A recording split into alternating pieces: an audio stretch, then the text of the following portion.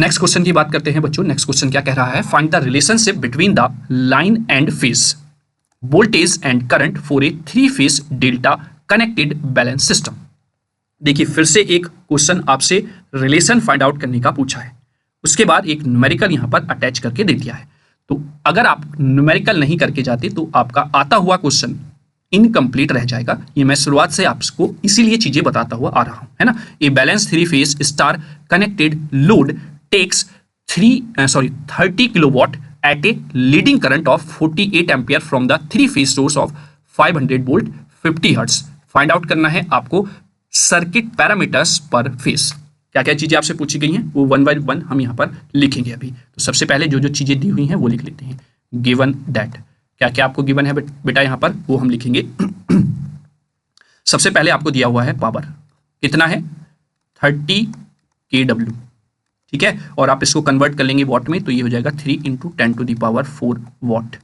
ठीक, क्लियर हो गया। अब आपसे यहां पर आगे अगर बात करें, लीडिंग करंट है, यानी कि ये जो करंट है ये आपको दिया हुआ है IL।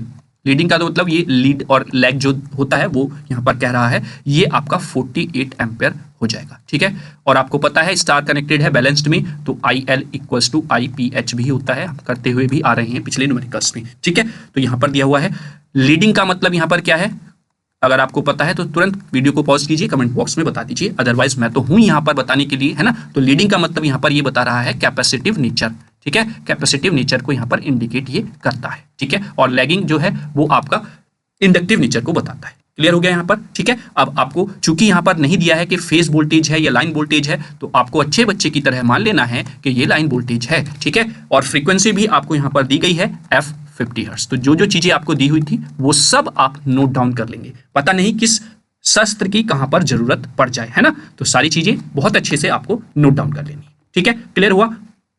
अब आपसे पूछा क्या है वो हम यहां पर देखते हैं।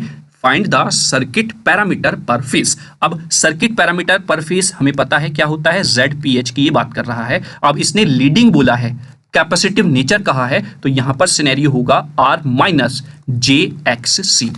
ये चीज आप ध्यान रखेंगे, इसलिए मैंने इसको हाईलाइट करके लीडिंग और कैपेसिटिव नेचर को बताया है आपको। दैट मीन्स जो पैरामीटर्स पर फेस में आपका इंपिडेंस है, मतलब ZPH है, वो R - jXC की बात कर रहा है। अभी तक हमने R + jXL देखा था, है ना, ठीक है। तो ये यहां पर XC की बात कर रहा है। तो सबसे पहले आप ZPH फाइंड आउट करेंगे, फिर आप R की वैल्यू फाइंड आउट करेंगे, फिर आप XC की वैल्यू फाइंड आउट करेंगे, और यहां पर आप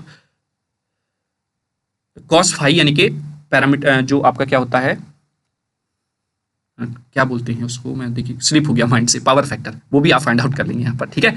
हो जाता है कभी कभी ऐसा, है ना। चलिए, तो सबसे पहले आप ZPH फाइंड आउट करें, तो लिखेंगे वी नो दैट। आप क्या जानते हैं, आप जानते हैं कि IL = होता है IPH, और वो इक्वल टू होता है VPH / ZPH के, ठीक है। तो यहां से आपको ZPH देखने को मिलेगा, क्या बच्चों, VPH / IL, ठीक है। और VPH आपको पता है VL / √3 होता है, तो वो ये नीचे आ जाएगा IL, ठीक है। वैल्यूज पुट कर दीजिए, 500 / √3 × IL की वैल्यू क्या दी हुई है 48, ये वैल्यू आप यहां पर पुट कर देंगे, ठीक, क्लियर। जब आप इसको सॉल्व आउट करेंगे तो यू गेट द 6.014, और ये आपका क्या आया है ZPH, तो ये आपका ओम हो जाएगा, ठीक है। क्लियर हुआ। तो पहली वैल्यू आपने ZPH फाइंड आउट कर ली। अब आपको R फाइंड आउट करना है, आपको XC फाइंड आउट करना है। तो R की वैल्यू जो होती है बच्चों वो होती है ZPH cos phi, ठीक है। और XC की जो वैल्यू होती है वो होती है ZPH sin phi। अब आपको यहां पर पहले फाई की वैल्यू फाइंड आउट करनी होगी, और वो फाई की वैल्यू आपको मिलेगी इस पावर से। तो सेकंड में आप लिखेंगे वी ऑल्सो नो दैट, हम ये भी जानते हैं क्या, कि जो P होता है वो √3 होता है, √3 के साथ VL होता है, IL होता है, और यहां पर cos phi होता है, ठीक है।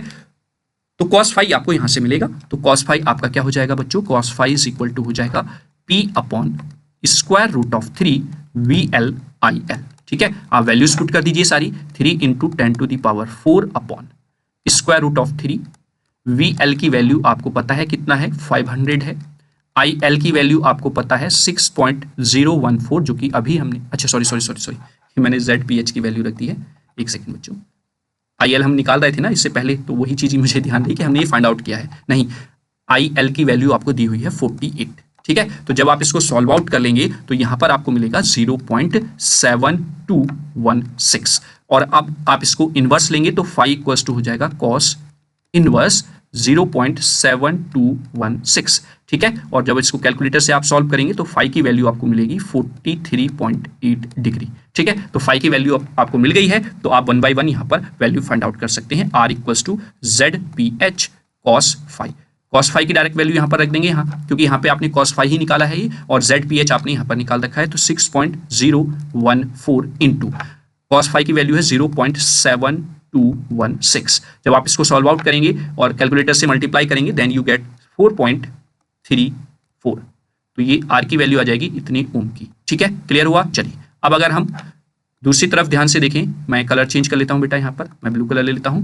हमें निकालना है XC, ठीक है। तो XC क्या है? ZPH sin फाई, ठीक है। तो आप वैल्यू यहां पर पुट करेंगे ZPH की 6.014, और इधर हो जाएगा आपका साइन फाई की वैल्यू अभी आपने निकाली 43.8। तो जब आप इसको कैलकुलेटर से सॉल्व आउट करेंगे तो at the end you get 4.249 ओम, ये आपको रिजल्ट मिल जाएगा। तो आपसे पैरामीटर्स पर फेस जो सर्किट में है वो पूछा गया था, दैट मींस आपका पैरामीटर पर फेस ये होता है ZPH, ये होता है, इसमें तीन चीजें हैं ZPH, R और XC, ये वैल्यूज आपसे पूछी गई थी, ठीक है। तो आई होप आप लोगों ने इस क्वेश्चन को भी एंजॉय किया होगा और आपको बहुत आसानी से ये क्वेश्चन समझ में भी आ गया होगा।